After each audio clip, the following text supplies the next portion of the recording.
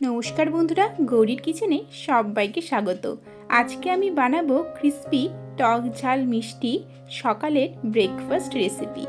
এর জন্যে প্রথমেই আমি 150 গ্রাম পনির নিয়ে নিয়েছি এবং পনিরটাকে ছোট ছোট করে কেটে নিচ্ছি। দেখুন তাহলে কিভাবে কেটে নিতে হবে।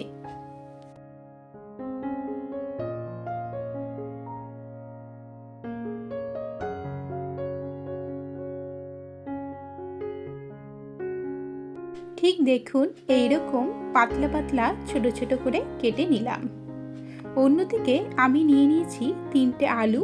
আলুগুলো যাতে তাড়াতাড়ি ভালোভাবে সেদ্ধ হয়ে যায় তার জন্য দুদিক দিয়ে চিড়ে নিয়েছি।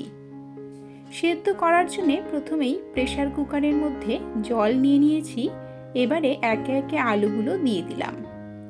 এর মধ্যে দিয়ে দেব সামান্য পরিমাণে নুন। এই সময়ে নুনটা দিয়ে দিলে আলুর মধ্যে কিন্তু ঢুকে যায়। এখন আমরা 2টো সিটি দিয়ে নেব। অন্যদিকে একটা বাটির মধ্যে 2 কাপ ময়দা নিয়ে নিলাম। এখানে 2 কাপ মানে প্রায় 200 গ্রাম ময়দা নিয়েছি। 1 চিমটে নুন দিয়ে দিলাম। নুনটাকে ভালোভাবে মিশিয়ে নিচ্ছি। এরপরেই আমরা অল্প অল্প করে জল দিয়ে ময়দাটাকে ভালোভাবে মেশাতে থাকবো। এখানে অবশ্যই অল্প অল্প করে জল দিয়ে মেশাতে থাকবেন, তাহলে কোনো দানা বা লাম্পস তৈরি হবে না। আমি এখানে প্রায় 2 কাপ মতো জল দিলাম। খুব সুন্দর করে মিশিয়ে পাতলা একটা ব্যাটার বানিয়ে নেব। দেখুন, ঠিক ব্যাটারটা এইরকম তৈরি হবে যাতে চামচ দিয়ে তুললে সহজেই নিচের দিকে গড়িয়ে যায়। এখন কড়াইয়ের মধ্যে খুবই সামান্য পরিমাণে তেল দিয়ে দিলাম। গ্যাসের ফ্লেমটা এই সময় একদম লোতে রাখবেন। এখন আমি একটা ছোট মাপের চামচ করে 1 চামচ পাতলা এই ব্যাটারটা কড়াইয়ের মধ্যে দিয়ে দিলাম। 1 মিনিটের জন্য ঢেকে রাখবো, তারপরেই কিন্তু আমরা নামিয়ে নেব। দেখুন, খুব সহজেই উঠে আসছে। ঠিক এইভাবে আবারও কড়াইয়ের মধ্যে খুবই সামান্য পরিমাণে তেল দিয়ে 1 চামচ করে ব্যাটারটা দেব। আর এইভাবে যখন ছড়াবেন তখন যতটা পারবেন পাতলা করে ছড়িয়ে নেবেন। এখন আমি 1 মিনিটের জন্যে আবারও ঢেকে রাখছি, তারপরেই কিন্তু নামিয়ে নেব। এইভাবে প্রত্যেকটা বানিয়ে নেবেন, দেখবেন খুব সহজেই কড়াই থেকে উঠে আসছে। এখন আমি বড় চামচের প্রায় 1 চামচের মতো তেল দিয়ে দিলাম। তেলটা গরম হয়ে এলেই আগে থেকে কেটে রাখা পনিরটা দিয়ে দিলাম। তার সাথে খুবই সামান্য পরিমাণে নুন দিয়ে দিলাম। পনিরটাকে 1-2 মিনিট ভেজে নিয়েই সেদ্ধ করে রাখা আলুটা দিয়ে দিলাম। আলুটা আমি এখানে খুবই ছোট ছোট আকারে কেটে নিয়েছি।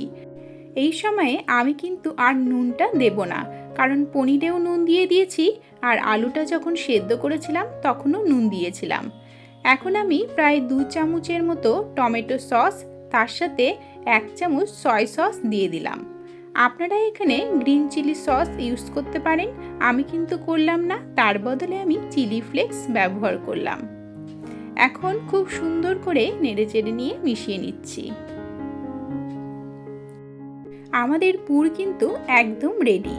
চলে যাব পরবর্তী পর্যায়ে।